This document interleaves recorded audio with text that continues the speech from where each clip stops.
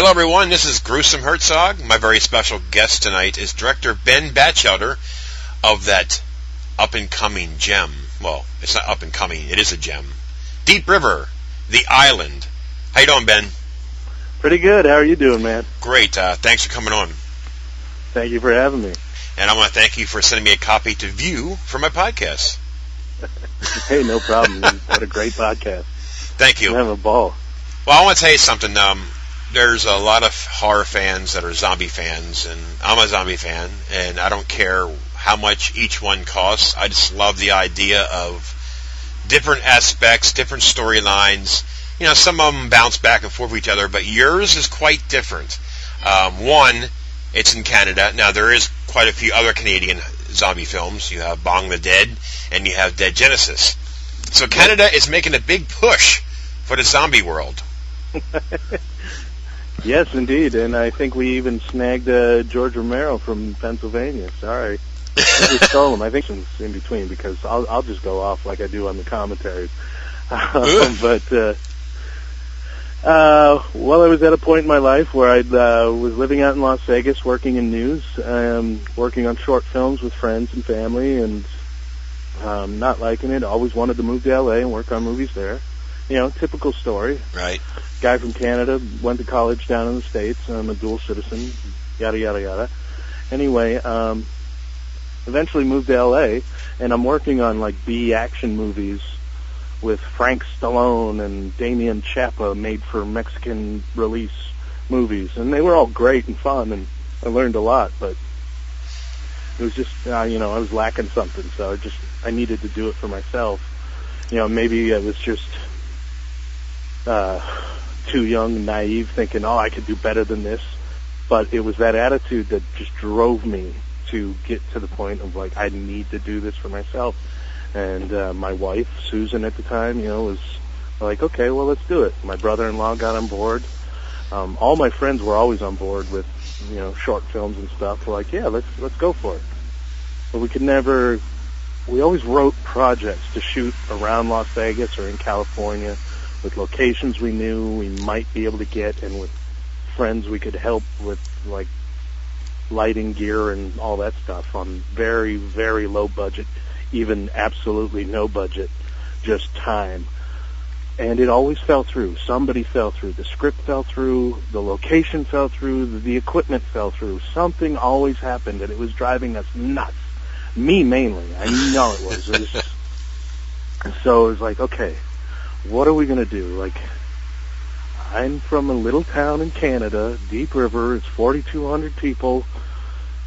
My dad has a boat. I'm sure we can get a few people on board, to be zombies through Facebook. My aunt owns an island that's not being used. It's just kind of run down, has an Evil Dead type old cabin on it that's just falling apart. We can control all that. Let's keep this really small and go up there and shoot. So I talked a bunch of people into it. Then I put a Facebook ad on for zombies. Of all the horror genres, I always liked zombie movies. So do I. I'm not really a big vampire fan. Me neither. Fuck the Twilights. Can I say fuck? Yes, I agree. You can bleep me. I agree. Okay. Even though my nieces will hate me for saying that, they love Ed Pattinson or whatever. Please. Robert. Okay. Yeah. Edward. It makes me want to wear a dress. Oh, God. Anyway, and like Frankenstein, werewolf, not really. I am a True Blood fan, but not really. If I was going to do it, it had to be zombies. Right. So, and, we couldn't get any names or anything, so, let's make a horror film. I'm not the grow-up, die-hard horror fan, that's it, that's all. I've just been a movie fan, period, my entire life. Right. Like, I like sci-fi. I was a big Schwarzenegger, Bruce Willis, Stallone fan growing up. Me too. Everything. So, I just, okay, no budget. We need nudity. We need, horror is easy. If anybody's going to buy it, they're going to buy a horror with maybe some nudity and some, if it is cheesy, maybe it can, it can pawn off successfully anyway. Well, I want to tell you something, Ben. I love cheesy, so go ahead. Okay. Well, thank you very much. You'll get a lot of cheese in Deep River. I do get laughs. I do get laughs from my own film to this day, but I also do cringe at moments. But I know the stories behind going through this, so maybe that's part of it too. I don't know. But where the hell was I?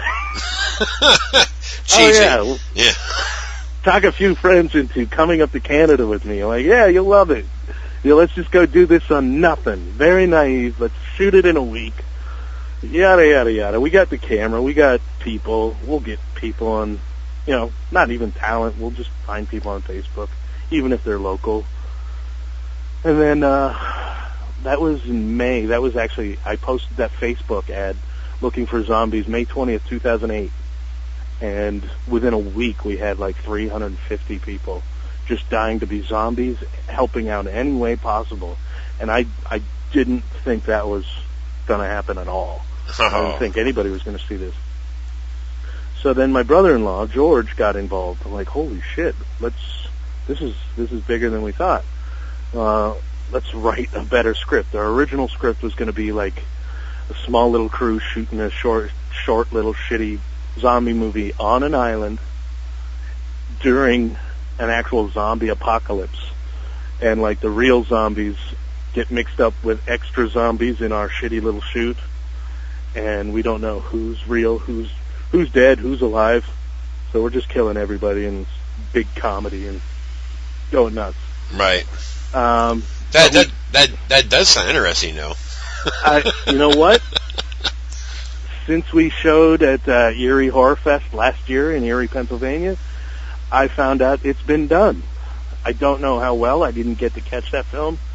Sadly, I really do want to catch the film. I forget the name of it, but it played. I think it was like Run or Kill Zombie Run or something like that. Oh, really? Yeah, check it out. I will. I'm sure it's on the 2010 Erie Horror Fest thing, or maybe Greg Ropp, who runs the show, will know about it. But that was our original idea, and then when I saw that, I was like, oh, cool. I got to check this out. But we were really too busy partying or doing something else at that festival. It's a sad thing you don't get to catch every movie there. They're doing press stuff or whatever. But anyway, back to the story. Like I said, I'm ranting. No, right. I've been drinking, so.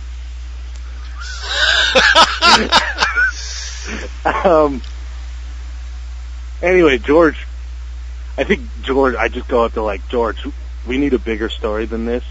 We wrote this very small beans. I need your help. I've never written a script before. I know he hasn't either, but I just need somebody to push me to get there. I don't care if it's and we were really going into this naively. Like, we were just so sick of everything falling apart that I think we rushed into this film too quickly sometimes, but it is what it is, and I am proud of what we walked away with, but it took a lot of work. We spent the next 3 or 4 weeks since we got that Facebook group writing a completely different script involving the town of Deep River more, without even knowing if we had the town secure, like no permission, no permits or anything. So we're calling the town and saying, hey, can we shoot here? I'm like, yeah, that'd be kind of cool. I'm like, that's never been done here, and we've got so many people on Facebook interested, and this is a small town with a lot of, sorry to say it, old people with nothing really for the younger generation in this town to do. So we just kind of brought that excitement for one summer. Right. Plus there was what we have up here in Deep River every other year, and it happened the summer of 2008, was a thing called Summerfest. Anybody who's ever from Deep River tries to come back. It's kind of like a little reunion, and it's such a small town that everybody does know everybody else. Anybody I went to high school with would come back just to see their folks, if they're still here, and party at this Summerfest. Right. Big town jamboree kind of thing right down in the middle of town. Beer tents, live music. They try to get some B musical names, maybe if it's only Canadian bands, but we get some good bands up there. Yes, you do.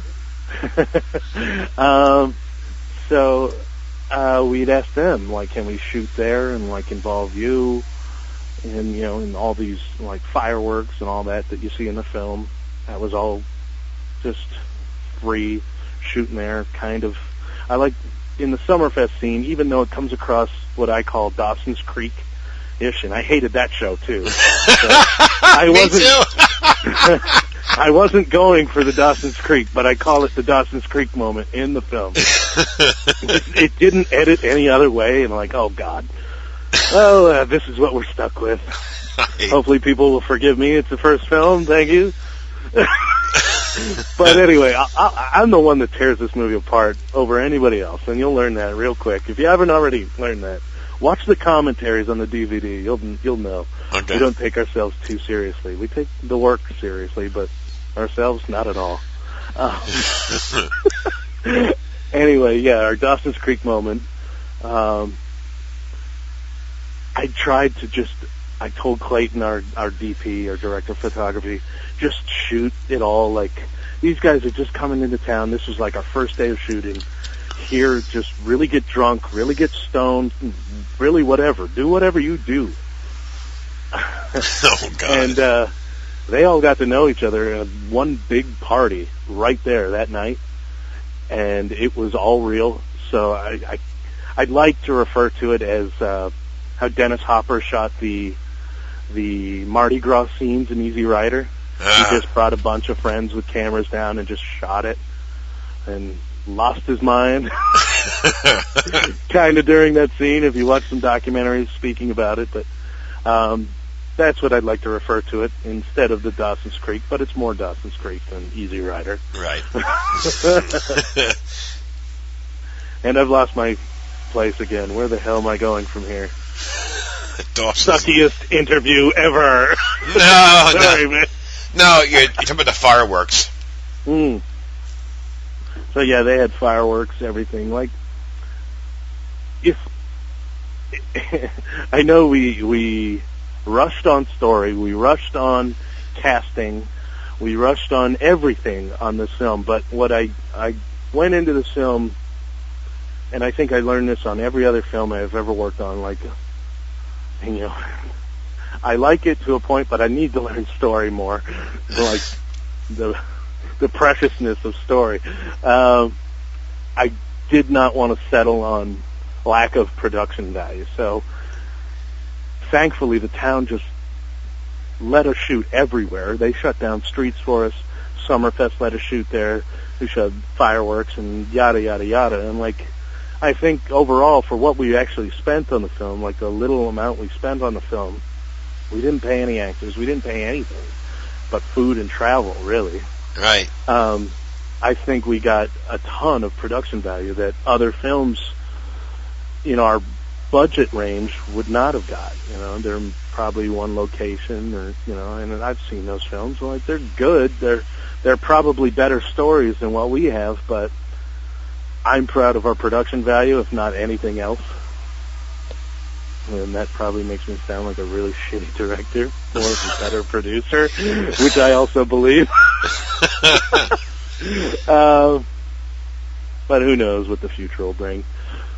Yeah, so where was I? Good God, I'm you said don't be nervous, but Oh. no, I'm having a good time. You're having fun. Don't worry about it. But So, yeah, go ahead. you want to stop me? And No, go well, I was somewhere going to else? say, now, you mentioned about the town left you shoot everywhere. Now, there's a scene in the movie, I'm just going to say what's not, I don't want to give anything away, but the grocery store scene. Yes. Now, they actually closed that down, or was that after closing hours? That was after closing hour. You know, this, coming from Vegas during writing the movie Back to Deep River, it's a real culture shock. Not so much for the cast, but like for everybody who's from Vegas, where nothing closes. Everything closes at 6 p.m. in Canada. Beer stores. Really? And we're like Pennsylvania, you know, beer distributor, liquor distributor. You can't just buy it in the grocery stores like anywhere else, and things close at 6 p.m. sharp. Wow. Everywhere. And Sundays they don't even open. But the grocery store was owned by a guy named Bert Fleury. Now, originally, I won't say the name of the corporation that really owns the company. Well, he owns that franchise of a bigger corporation in Ontario. I don't know if it's all across Canada, but he said, corporate said, no, you can't shoot here. But if you can erase the name of the corporate logo, we'll allow you to, I'll allow you to shoot in the store after hours. So every time you see us shooting there, we're just shooting after 6 p.m. on until, like, opening, really. He just kind of let us have free range of his grocery store. Sorry, I'm hiccuping. I'm drinking heavily. But this is only because I think this is Bert Fleury. I grew up right next door, literally right next door to him, for a couple of years growing up in my teens. So, like, hey, how you doing? Like I said, everybody in Deep River knows everybody else. Right. Like, you could really help us out. We really need the production value, like I said, and we need this location for the script we wrote. So can you, like all other locations, there was 2 other major locations in town that could have let us shoot. They just said no. And Bert was like a total trooper. His whole family just like, yeah, go ahead, man. If you can take out, his last name's Fleury, so it was either F Smart, we'd name it in the movie, an Evil Dead wink, or just Fleury. So I figure we'll give him the nod.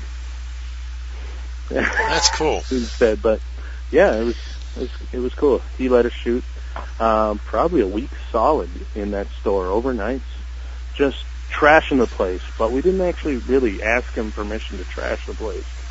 Our motto during the making of the movie was better to ask for forgiveness than to ask permission. Oh. Well. And it worked for us. He doesn't hate us. That's cool. He enjoys the film, I think so. I hope. Oh, he should. Who wouldn't? Yeah. Now, I don't know. I'll go on. Like, the town was just super cool. We shot in a pharmacy here in town that let us hop behind the drug counter and mess with the prescription drugs. I seen that. If you really pause the movie, I think he's and I know it's mentioned in the guy's commentary on the DVD. It's like, if you really pause the movie, the medications he's actually grabbing off the counter is like herpes medication or osteoporosis medication. But it was just kind of cool. Like, really, you're gonna let us shoot back here? Like, do you trust us? This is cool. Yeah. Like, and living in L.A. or Las Vegas where they want permits for anything and $600 a day just to run across in front of this restaurant, like, it was blowing me away. Like, really? Cool. Well, all right. Well, you mentioned about the prescriptions. Now, that next scene after that, I mean, there's a reason why they went in that drugstore. Now, I'm going to hypothetically try and say this to you without giving the movie away, but there's a scene in the movie right after that my son came in here, was watching with me a little bit. My father-in-law was here watching it with me. And my 2-year-old grandson came in the room, right, because he wanted his daddy, right? So he doesn't quite understand what he's seeing. So he was watching this movie, and he actually was watching it. He didn't, I was quite surprised. And then the one scene where after they come back from the drugstore, they have to do something, okay? And when she started screaming, right, my grandson started bawling and screaming because she was screaming. That was so funny. I mean, he just started wailing. Oh, my God. Apparently, he didn't like her screaming like that, apparently. That was funny. That is fantastic. I love making kids scream. Well, actually, yes, I do. We look at him like, nieces and nephews will agree to that. Sorry, I'm an evil person. But it was just humorous because he was quiet the whole time, and all of a sudden, when she started screaming, and he started screaming, that was funny. Tears come out of his eyes and everything. So, holy cow. Tim, you might want to take him out of here. Hey, we're getting some true emotion out of the film. All right. Oh, man. But, all in all, Ben, I love the film. I mean, I thought it was And, you know, coming from a viewer's standpoint, we see the film differently than what you see it, obviously. I'm not real critical on low-budget films because you can't be too critical, because you have to basically do your review on the amount of money spent to make the film, obviously. I mean, a lot of reviewers don't see it that way, but my beliefs are each movie has their own value. I mean, the rating comes out the same, but Absolutely, yeah. But you know what I mean? You know, let's say yours costs $3,000 or whatever. Okay, you know, I take that $3,000 value of that film and what you had to make. Now that I know more about the film, I'm glad I gave it a grade like I did, because it was a damn good film, and it's more impressive when the story that you just told me that I didn't know before. You know, but you know, I think a true zombie fan, a true horror fan, to me, will understand the difference between the amount of money being spent to make these films. I mean, it takes money to make a good film. You can have a good film spending $3,000, and you can spend $20,000 on a film and suck. Yeah. You know what I mean? It's all in storyline. It's all in creativity. You know, obviously you have to throw some comedy in a low-budget film because you can't make it too serious, because then it's going to look corny. So it's always best to throw a little comedy in there to level out the picture. You know? Spoken like a filmmaker, sir. I hear that comment more from filmmakers, so thank you. You're welcome. I want to see your film. Well, that's funny. Well, I'll come out and say it right now. A lot of people don't know this, but I am writing a short film for a zombie film. I've started it. I have some people that's going to look over it and change it over to script format, and then we're going to shoot it somewhere in the South. So in the South, okay, not in Pennsylvania. No, well, no, because I have people that I know that can do it. That can work with me. It's just gonna be like a 20-minute short film, but it's a zombie idea that I have that hasn't been seen before, and I'm not going to say it because I don't want anybody else to steal my thunder. But it's going to be interesting. I'm hoping that I can get it. I have no idea how to write a script, just like you. So I'm just writing it down, and I'm letting somebody else break it in the script format for me. Yeah, hey, you're the idea guy, but hey, most of the time the idea is where it's at, right? So there, I said it, listeners. I said it. So I am looking forward to it, and I hope somehow I can help. Well, see, here's the thing, Ben. What a lot of people don't understand is us reviewers. You contacted me about watching this film for you. I said, no problem. Send it. I love it, And you are like a stepping stone for people, because they see the story that you just told me and everybody else who's going to hear it. If you did it, why can't somebody else try it? You know what I mean? Absolutely. That's the whole point of this. People think that you have to have big bucks to make a movie. You really don't. I think independent horror and super low budget and low budget films have more quality to me than high-end movies. And I'm going to stick by that, and I'll say it to the day I die. There's more talent, there is. Yeah. And, the multi-million dollars, they're all, and I said this in another interview, they're just wasting their time on remakes of crap, really. Right. And I don't really want to bash anybody's film, because, just being a filmmaker, I know what it takes to do even low-budget films, or, I don't know, big, super huge budgets, but it's got to be easier. Just throw money at any problem. And I wish we could do that, but, Right. It just sparks creativity when you can't. And whether or not it works, well, shit, that's well, see, to be well, determined. Here's another aspect of it as well. These top dollar movies, they have top dollar actors and actresses. Okay, now, right there's a big chunk. Okay, yeah. And chances are these top-notch actors won't do what you want them to do, because I don't want to get my fingernails dirty. Do you understand what I'm saying? I'm not saying they're all like that, but trust me, the acting in low budget. I mean, look, in this film, you told me that majority of these people are not actors, correct?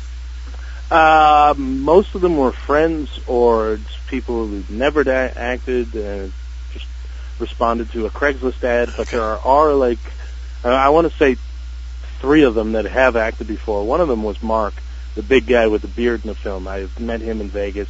Yeah. And he was in a bunch of short films with me. Mark Bonsell? Mark Bonsell, yes. He played Aaron. How about Christopher? How about Christopher Bowman? Christopher Bowman is actually truly coming up in the world. He's in a ton of commercials up here. He's on Canada's version of MTV is Much Music. Okay. I think if you have satellite down there, you can get it. But there's a show called Love Court. He plays a cop on it. But he just recently got hired as, and he's on Harlequin romance novels. You know, he's the Fabio face up here, you know, the good-looking guy, whatever. But he's hilarious. He's got a ton of great, like, we had a ball shooting with him because he's a great impersonator. Like, his Christopher Walken is spot on. Oh, wow. And I thought I had a good one. And his blew mine out of the water, you know. So I never did it on the film. I'm like, I'll just let him do it. He is with Second City now. Anybody who knows Second City knows most of them go, well, not most of them, but some of them go on to SNL. Well, he's working on a cruise ship up in Alaska right now, the Norwegian Pearl. So, go on a cruise ship, meet a future celebrity. Right. Or a current celebrity. I don't know. He's doing really well. The other one is Maya Caulfield. She's down in Toronto trying to act. She's done a bunch of things, but, you know, wants to take off a little more. I don't know where Mark is. He's in Toledo, Ohio, and he's just kind of working on his own zombie movie and doing his thing. I think he wants to stay more behind camera. Right. But, yeah, the other ones were friends. Joellen Size grew up with me in Elliott Lake, Ontario. Her older brother was my best friend kind of growing up when I was living there before I moved to Deep River. Right. That's it. I mean, my whole point of asking this question is because people who watch this film, you really can't tell. Because, I mean, you know, when you watch the film, it's just the chemistry with the actors I thought was great. I mean, you really couldn't. I mean, if you understand what I'm trying to say, the movie was good. I mean, it was just, I didn't see anything that would make me think, what? I mean, it really wasn't. Well, thank you. You know, I mean, I thought it was well done. I mean, I've seen. Go ahead. Yeah, I was truly surprised with just how well they all worked together. Like, they met each other in maybe 2 days, maybe a day and a half, even before we started shooting, and it was like the first night. Like, we're just drinking, partying together. It was like we knew each other for 10, 15 years, you know, like we were high school buddies. And some of us were. Robin Dwyer went to high school with me up here, so, and he's the first one to die in the movie, so. But it was really cool how we just all kind of just connected in my parents' backyard. Now, Robin Dwyer, he played Germ. Now, he was the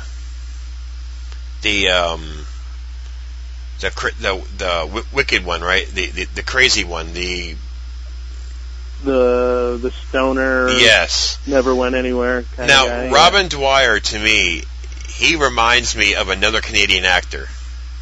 He does? Yeah. I said, wait, I had to check the credits a minute there. There's an actor by the name of Nathan Dashwood. He's in Vancouver. Nathan. And he looks something like him and sounds very similar. Very similar voice. I'm going to have to IMDb Nathan Dashwood. Yeah. I interviewed him. He's a good dude. Yeah? Mm-hmm. Cool. I'll definitely check him out. I to be honest, I've never heard of him. Yeah. Well, that's a lot. I mean, there's a lot of actors out there that I only come across them because of movies that they were in, and that's how we get connected, you know, just boom, boom, boom, boom, and, you know. But anyways, I don't want to get off track, but now, do you want to give the listeners an idea of where else it's going to be showing? Do you have any dates? Well, it's actually out on DVD now. Is it? I'm going to be at the Erie Horror Convention, or Horror Festival, this year. I think that's going to be my first vendor outlet, but I've been traveling around just meeting people at different horror conventions. And this is in Erie, Pennsylvania in late October. Really not sure about any more festivals, but I'm not against them at all. We've been submitting to festivals for 2 years maybe now. Starting with some of the bigger festivals and working our way down, but the festivals we were in, I had a ball, so I'm absolutely not, putting that on the back burner at all, Right. I will submit to any horror fests. We're not in any upcoming festivals, really. We just be there as a vendor, mainly, meeting people, just going around to all these horror conventions. I've been to the one, I was kind of hoping to see you at the Monster Mania 19 in Cherry Hill. Hoping you'd come down there. Oh, you know what? I was going to, because Cherry Hill from my house is about, Jersey to my house, Philly's 60 miles from me, so I'm thinking Cherry Hill's probably like maybe 90 miles. It's maybe about an hour and 45 minutes. I will make that travel next year. It was a pretty cool festival. I went to that one, and last week I went to the Fan Expo in Toronto, and I do like the smaller conventions. Not that Monster Mania was small by any means, but it was much smaller than what Fan Expo. This is like Comic-Con of the North, right? In Toronto, and I wasn't as impressed. More hands-on time with celebrities or just shooting the shit with horror fans. I really enjoyed Monster Mania in Cherry Hill, and I split my time between Deep River up here and Philadelphia, where my wife is from, really. A lot, so I'm just back and forth. It's like 9 hours. Really? Yeah. Right now, it's available on Amazon.com.ca if you're Canadian. They make that difference. I got to get my website a little better and offering it there, maybe through PayPal. We're talking to a few distributors right now about picking it up and selling it through other outlets. Up here near Deep River, it's renting a lot in like mom and pop video stores. It still exists. Cool. They don't really exist too much down in the States, but here it's just the demographic that know of Deep River, and we're really doing pretty well. Just my best sales come sitting at the local bar here in Deep River and just stack a few on the bar and just wait. Oh, it's out on Deep River. It's out on DVD. Cool. How much? I'm just selling them sitting at the bar. Like, wow. Hey. I don't need to buy a vendor table at these horror fests. I'll just sell them here. Yeah. But no. Until everybody in town has a copy, and I think that's close. But I posted a trailer on Facebook again, so people can check it out again. But it's going to catch on. I mean, you might be getting contacted with. People might want to contact you by getting some screeners or however you do it to review it. So just be prepared. Yeah, absolutely. Hit me up on Facebook. Hit me up on FilmBoyBen at Gmail. I really don't care. Right. Whatever. If you want to put that in. Now, do you have any future projects that coming up that you want to talk about? There is a project I've been working on for almost 10 years now that I really want to do. It's called Mules. It's not a horror film. It's a buddy road trip drug transporter movie. I really would like to try and get names, not super huge names, but I'm just in the very beginnings of trying to contact their agents. I like Charlie Day from It's Always Sunny in Philadelphia. I think he would be perfect in this. I would really like Bruce Dern as like a mob boss kind of thing, like just a laid-back mob boss. Plus, I just always like Bruce Dern. I think he's awesome. So Yep. I would love to put him in something. And, maybe Chris Bowman from Deep River not that he's from Deep River, but from Deep River, the island, the film, as the other character, the main lead in Mules with Charlie Day. So that's really what I'm shooting for as my next project. Don't know if I'll get it, but that's what I'm shooting for. And there's a ton of locals here up in Deep River asking when's the sequel or when's the prequel. And I really, now, knowing all the problems that we had shooting on Deep River, the island, I would like to incorporate those into more of a comedy zombie movie shot up here, you know. Taking the original idea of being a film crew shooting a zombie movie. Interesting. Pretty much shooting Deep River the Island again, but on film, like a film crew shooting Deep River the Island, with all the stuff that happened, like sinking boats. I didn't go into that, but we sank my dad's boat, the main boat in the movie, and then you see Andrew Nosek hit the boat he steals in the movie.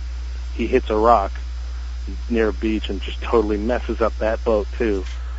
But incorporating that into more of a comedy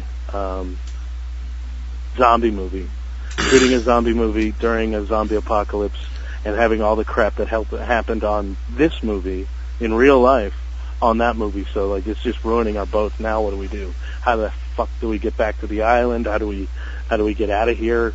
You know, you just messed up the boat or it sank, so we gotta swim, or I don't know. You know, it's just inkling of an idea right now. I'm game. Cool, we'll have you up. We'll come to Deep River, party with some Canadians. Yeah. Poutine. Interesting. That's my goal. Poutine is a Canadian dish. It's not to be confused with poontang. Well, anyways, Ben, I do want to thank you for coming on. The listeners will get an idea about Deep River, the island, and I wish the best. I think once it gets out there and people in the States, I think it's going to be pretty successful. I mean, the true zombie fans will appreciate, knowing that what they know now from hearing you say it. I think it's going to put a different perspective on the film. Thank you very much. Yep. I hope so. Yeah. Yeah. I can't say much more than that. Thank you. I hope so. Well, hopefully your nervousness is over with, because it's pretty. Yeah, time for another beer, but thank you. It was a really cool interview. Really. Well, thank you. All right, Ben. Thanks a lot for coming on. I really appreciate it, and keep in touch. Yes, absolutely. Let's have cheesesteaks and Yinglings next time I'm in Philly. There you go. Let me know. All right. Take care. Right. Gruesome Herzog, the voice of horror.